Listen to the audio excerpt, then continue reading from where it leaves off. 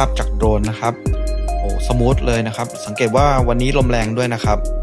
ก็มีหยุดเล็กน้อยนะครับแต่ผมว่าถ้าเอาใช้งานก็ใช้ได้อยู่นะครับดูธรรมชาติดูเรียวดีนะครับหลบหลีกสิ่งกีดขวางด้วยนะครับคร่าวๆนะครับภาพจากโดรน